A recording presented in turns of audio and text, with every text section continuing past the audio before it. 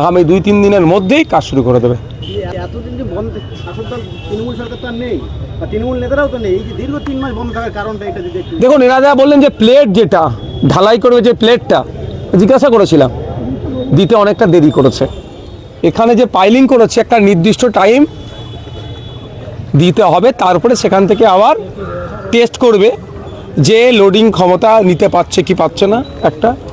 দ্বিতীয় কথা হচ্ছে বর্ষার জন্য অনেকটা অসুবিধা হচ্ছে। তৃতীয় কথা, জানি না কোনো রাজনৈতিক কারণ থাকতে পারে কি পারে না। আমি তৃতীয় দিয়ে শুরু করি। আমি নাদের কে বলেছি, মিডিয়ার সামনেও বলছি যে ভাঙড়ের মানুষ হচ্ছে, সাধারণ মানুষ হচ্ছে এরা অসাধারণ।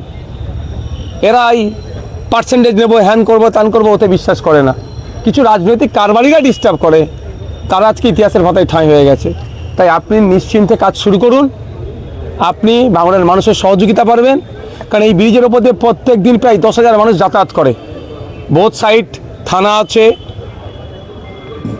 কলেজ আছে, হাই স্কুল আছে, হাই মাদ্রাসা আছে, ফলে যাতায়াতে তাদের ব্যাপক অসুবিধা হচ্ছে। টেম্পোরারি একটা করলেও সেখানকার কত মানুষ কিভাবে যাবে, তাই দ্রুততার সাথে কাজ শুরু করতে বলেছি। এনারা যারা দায়িত্বশীল আছে এগ্রি হয়েছেন, আগামী 2-3 দিনের মধ্যেই কাজ শুরু করে দেবে। অনেকেই অভিযোগ তুলছে যে পিছনে আইএসএফের কিছু লোকের তারা একটি সম্পর্কে জড়িত ছিল, যার কারণে কিন্তু পিছিয়ে গেছে এমন একটা দেখুন, অভিযোগ তো যে কেউ যার কারণে আমি তুলতে পারবে। যিনি কন্ট্রাক্টর আছে জিজ্ঞাসা করুন তো। কাজ শুরু হলে আর বন্ধ হবে না তো, একটানা চলবে তো? অবশ্যই চালাতে হবে তো।